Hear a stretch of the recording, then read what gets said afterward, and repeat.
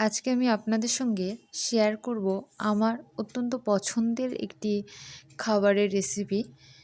এই খাবারটি মোটামুটি আমি সারা বছরই খেয়ে থাকি, তবে শীতকালে এর স্বাদ যেন আরও বেশি ভালো লাগে।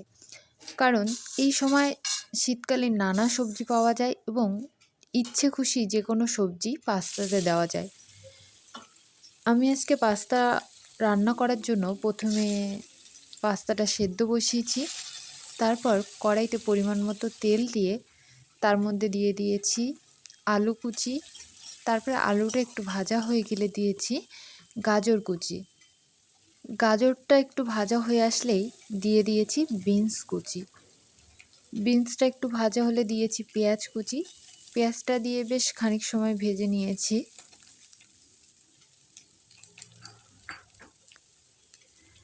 এরপর দিয়ে দিয়েছি লবণ।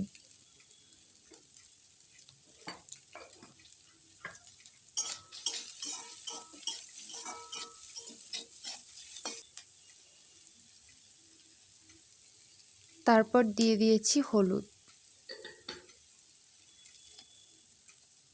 হলুদ দিয়ে একটু ভালোভাবে ভেজে নিয়ে দিয়ে দিয়েছি বিট কুচি।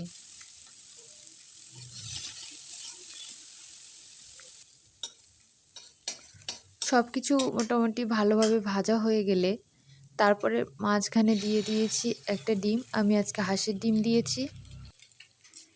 ডিমের মধ্যে দিয়ে দিয়েছি অল্প একটু লবণ দিয়ে বেশ ভালোভাবে ভেজে নিয়েছি।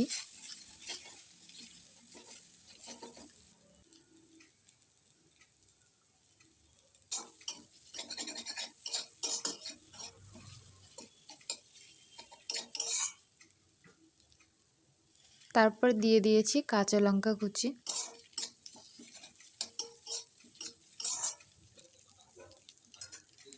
এরপর যে পাস্তাটা সেদ্ধ করতে দিয়েছিলাম সেই পাস্তাটা মোটামুটি 80 থেকে 90% সেদ্ধ হয়ে যাওয়ার পর জল ঝরিয়ে নিয়ে এই সবজির মধ্যে দিয়ে বেশ ভালোভাবে একটু ভাজা করে নিতে হবে। তারপরে দিয়ে দিয়েছি গোলমরিচ, ওই আধা গুঁড়ো মতো করে নিয়েছি, নিয়ে এর মধ্যে দিয়ে দিয়েছি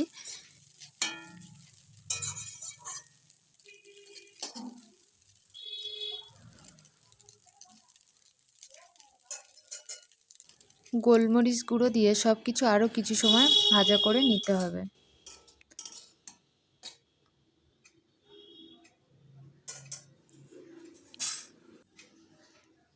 তাহলেই তৈরি হয়ে যাবে পাস্তা।